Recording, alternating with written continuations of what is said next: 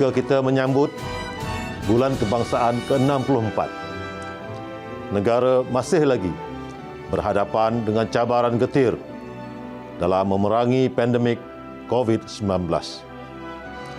Marilah bersama-sama dengan Polis Diraja Malaysia sebagai barisan hadapan negara memainkan peranan sebagai masyarakat yang bertanggungjawab untuk berjuang menentang COVID-19 demi kemakmuran negara. Malaysia prihatin tema sambutan Hari Kebangsaan tahun ini seharusnya menjadi pegangan kita demi keselamatan dan kesejahteraan bersama. Terima kasih kepada semua petugas barisan hadapan dan seluruh rakyat Malaysia di atas pengorbanan anda semua. Lindung diri, lindung semua. Malaysia prihatin.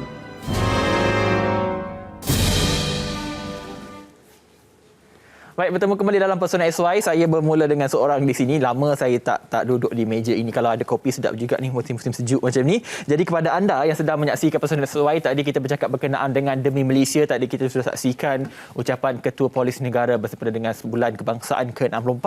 Dan tadi kita tunjukkan juga kepada anda video-video sedikit bingkisan tentang pengorbanan barisan hadapan, baik Polis Diraja Malaysia PDRM, ATM, bomber, kedoktoran dan sebagainya. Dan hari ini saya cukup berbesar hati bersama dengan yang dihormati SSC MV Sri Kumar M. Nair, SSC Gerakan Jabatan Keselamatan Dalam Negeri dan Ketenteraman Awam Bukit Aman PDRM. Hello Tuan. Halo. Apa khabar? Terima kasih, baik. Terima kasih. Terima kasih kerana bersama kami dalam Personal SY. Dan tadi kita pun dah lihat sedikit video tentang tu. Kita tengok dengan ada rasa gembira pun ada rasa sedih ada apabila ribut melanda. Dan kalau ikutkan Tuan, SJR ni bermula 18 Mac lalu lagi untuk betul. COVID-19 itu sendiri. Kalau ikutkan dah memang lama, hampir kepada angka 2 tahun sebenarnya.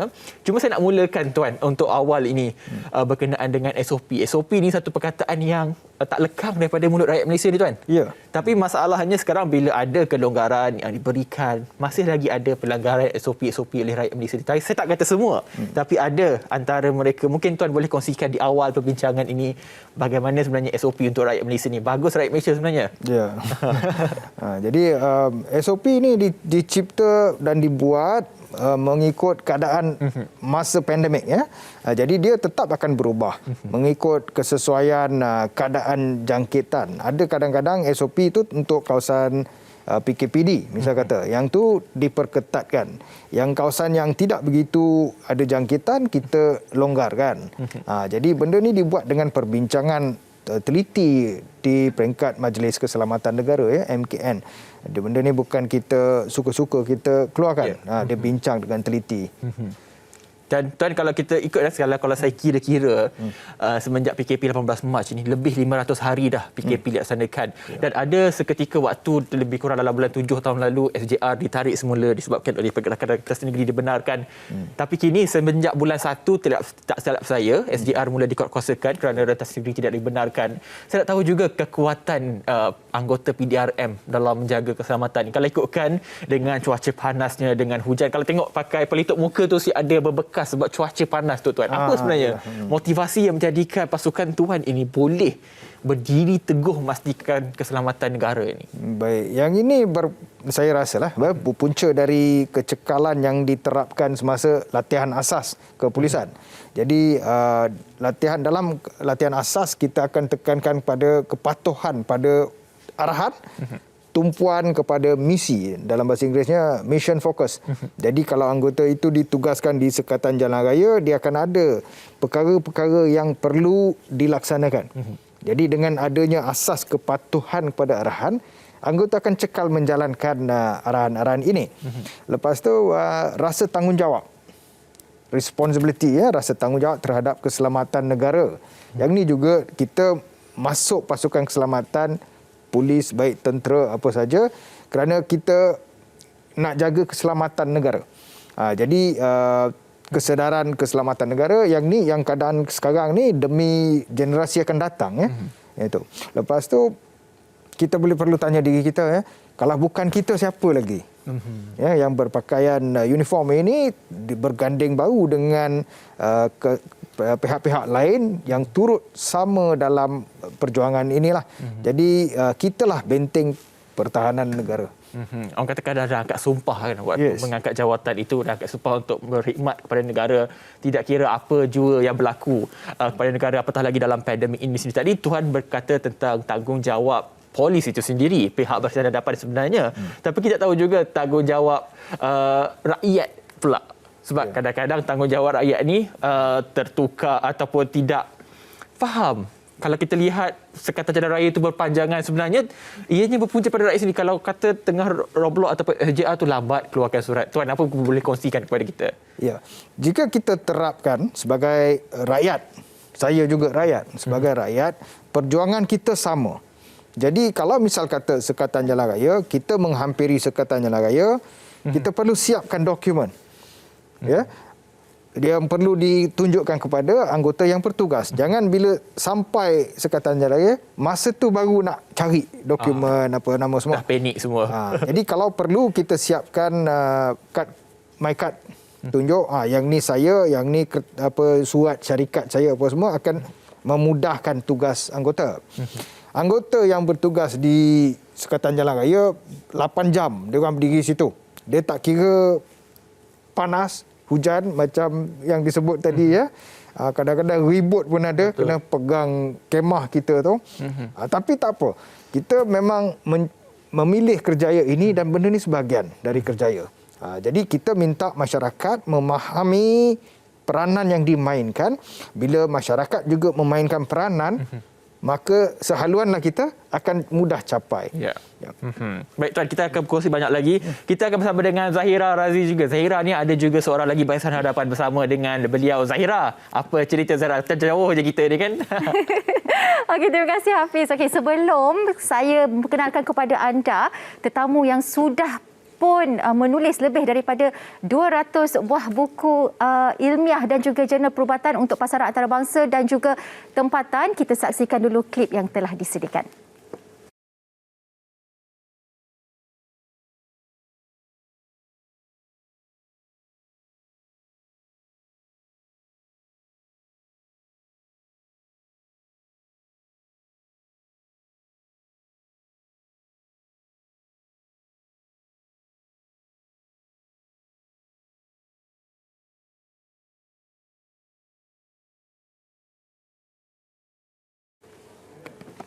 Okey, itu dia sedikit sedutan yang kami sediakan untuk anda. Klip yang disediakan oleh sebenarnya tetamu yang kami jemput pada hari ini merupakan Datuk Dr. Alzamani Muhammad Idrus, seorang pakar perunding perubatan kecemasan dan trauma Hospital Kuala Lumpur.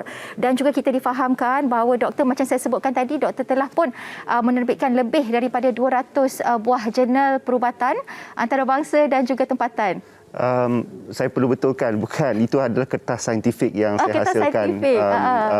Tapi ada saya menulis beberapa topik dalam buku dan apa pun itu adalah antara yang termaktub di antara tugas saya dalam bidang perubatan yang saya cuburi sehingga kini. Baru-baru ini juga Datuk Doktor ada tular di media sosial pada bulan Januari awal tahun ini di mana doktor ada mengatakan bahawa medan perang dalam hospital. Saya tertarik dengan satu ayat bahawa doktor kata apabila anda tidak serius mengamalkan SOP, anda memberi peluru hidup kepada virus untuk frontliner ditembak. Mereka yang serius pula menjadi perisai kepada kami dan sungguh kami hargai. Mungkin saya rasa ramai dekat luar sana yang sebenarnya sudah pun menyaksikan tulisan doktor dan juga sudah menyaksikan video yang doktor paparkan melalui Facebook. Dan doktor, bila kita bercakap berkenaan dengan tugasan sebagai barisan hadapan ini, kebanyakan kita ni hanya tahu tiap-tiap hari angka positif yang kita nampak. Tapi kita tak tahu sebenarnya apa yang para doktor dan juga para jururawat di hospital lalui hari-hari untuk merawat mereka yang melalui COVID-19. Mungkin doktor boleh jelaskan tugasan harian itu sendiri bagaimana, doktor? Saya fikir semua petugas perubatan berusaha untuk menangani apa yang kita panggil produk bagi bencana pandemik ini. Maksud produk bencana pandemik ini adalah pesakit-pesakit yang datang ke hospital.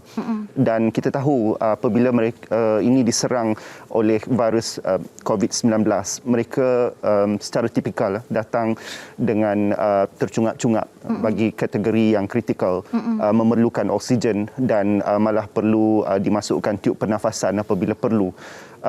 Semua petugas perubatan pada semua peringkat, daripada yang menjadi pemandu, yang membantu mengangkat pesakit, penolong pegawai perubatan, jururawat pegawai perubatan, ke pakar, semuanya bertugas sebagai satu pasukan untuk menangani situasi yang ada ini.